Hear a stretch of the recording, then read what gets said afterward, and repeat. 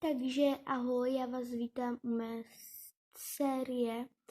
Bude to série, kde budu vyrábět a dnes, jelikož už se budu blížit Vánoce, tak dneska si vyrobíme, dnes si vytvoříme okýnka takový, však to uvidíte.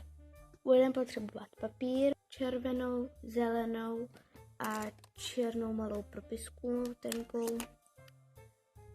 To bude vše.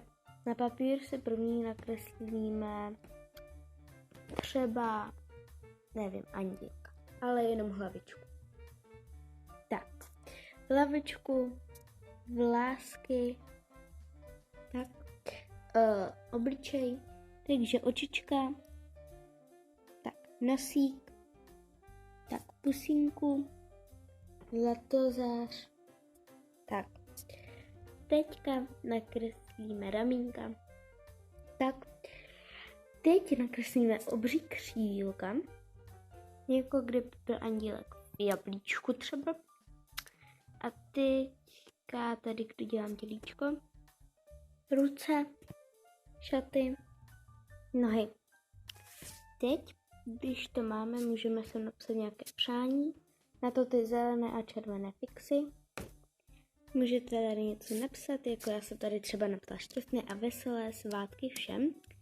A teď si to tak vystřihneme. A nůžky šup a vystřihnout šup. Tak. A teď to vlastně přeložíme.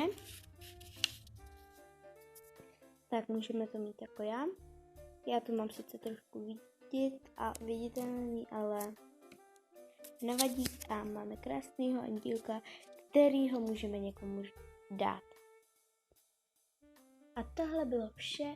Doufám, že se vám video líbilo a bude další video, kde budeme vyrábět zase něco jiného. Tak ahoj!